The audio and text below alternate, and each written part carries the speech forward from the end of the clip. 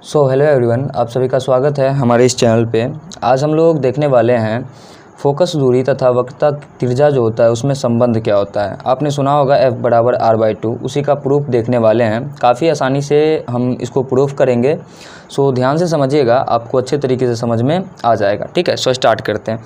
यहाँ पे कुछ लैंग्वेज लिखा हुआ है, ठीक है, इस पर आपको ध्यान बिल्कुल भी नहीं देना है। मैं पहले डायग्राम बना लेता हूँ, उसके बाद आप उस पर ध्यान देना। ठीक है, देखो यहाँ पे हमारे पास एक अवतल दर्पण है। ठीक है, हमारे पास क्या है, एक अवतल दर्पण है। इसको हम बोल देते हैं M और M डैश। क्या बोल देते हैं इसको, M डैश बोल देते हैं। और अवतल दर्पण है तो ये इसका क्या है, हमारे पास ध्रुव है।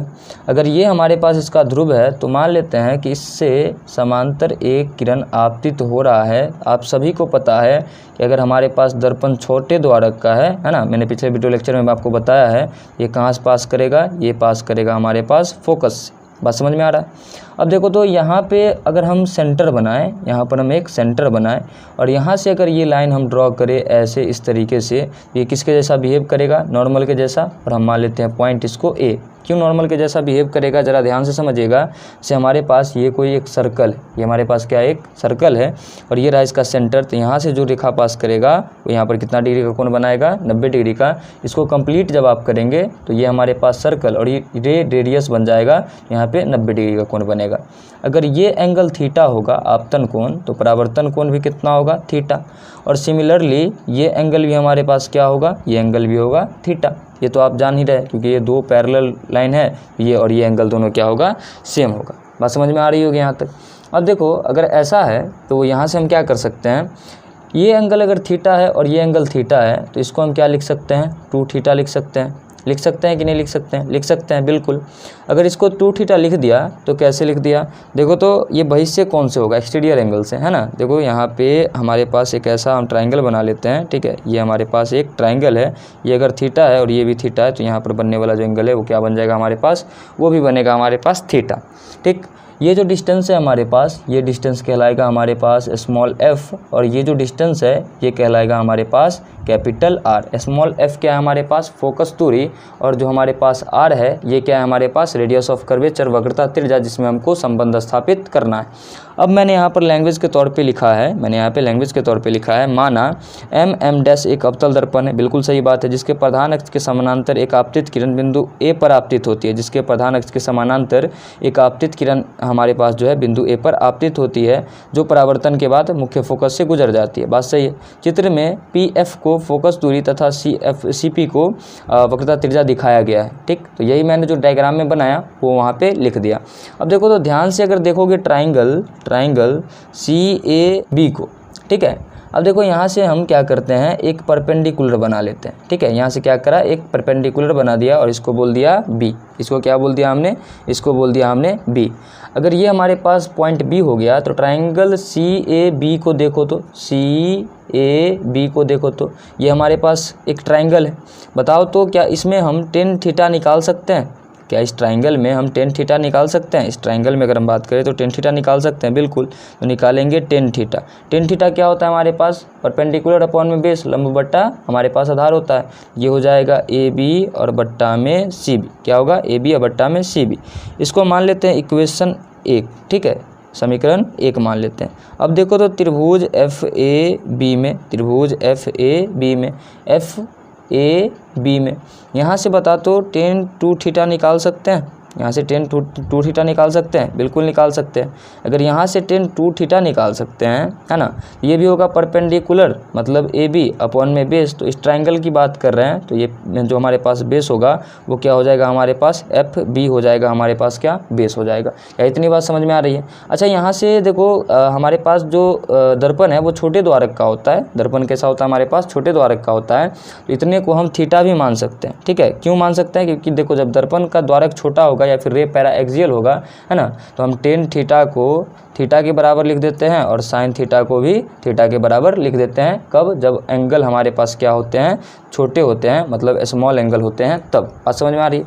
अब देखो तो यहाँ से मैं एक स्टेप बढ़ा सकता था, थीटा बराबर AB अपॉन में C भी लिख सकता था, खैर कोई बात नहीं। अब यहाँ देखो तो tan 2 थीटा है तो इसको सिंपल 2 थीटा लिख सकते हैं, क्योंकि ये भी एंगल क्या होगा, छोटा होगा। ठीक है। रे ऑप्टिक्स में सारे एंगल क्या होते हैं, छोटे होते हैं, मैंने आपको बताया है इससे पिछले लेक्चर में। अगर कन्फ्यूजन है तो जा करके देख लीजिए। और इसको मान लेते हैं हम इक्वेशन नंबर 2। इसको क्या मान लिया, इक्वेशन नंबर 2। ठीक, अब देखो तो ध्यान से अगर ध्यान से देखोगे, है ना, तो समीकरण 2 में, ठीक है, या फिर समीकरण 1 में हम थीटा का मान एक्सचेंज कर सकते हैं।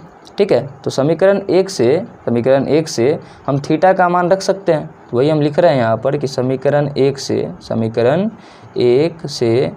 थीटा का मान समीकरण 2 में रखने पर अब समीकरण 1 से थीटा का मान क्या है हमारे पास, ए बी अपॉन में सी बी।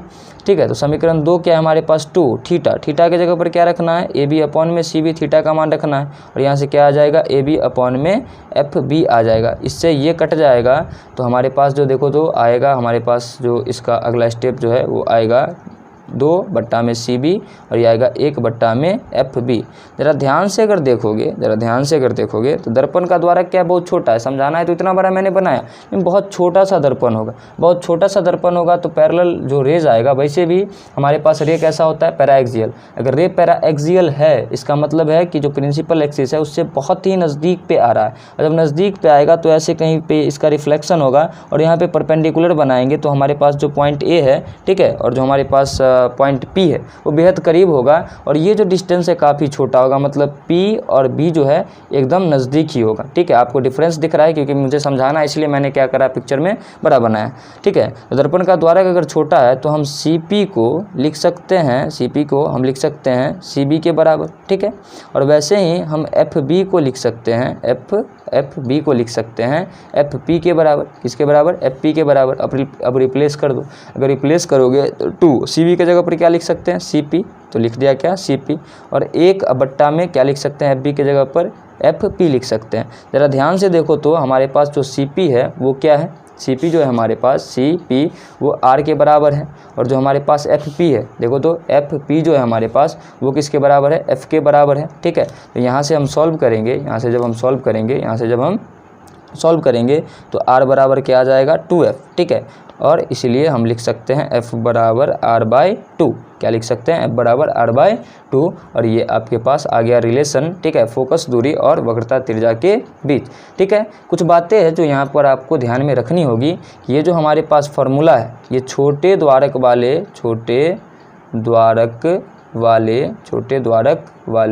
दर्पण के लिए ही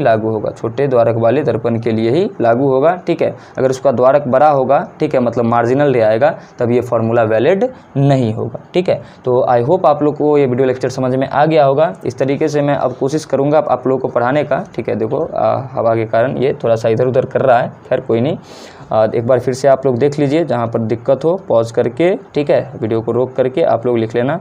ठीक है, ये रोक करके लिख लेना और इसके आगे आप यहाँ से ये रोक करके लिख लेना। ठीक है, चलो तो आज के लिए इतना ही रहने देते हैं। अगले लेक्चर में हम लोग साइन कन्वेंशन की बात कर लेंगे और छोटा वीडियो आएगा और आपको प्रॉपर नोट्स के साथ आएगा। जैसे मैं पढ़ा रहा हूँ, अगर आप नोट्स बनाते जाएंगे तो आपको कहीं से कोई दिक्कत परेशानी नहीं होगा। ठीक है, keep patience, do work hard. मिलते हैं नेक्स्ट वीडियो में, बाय।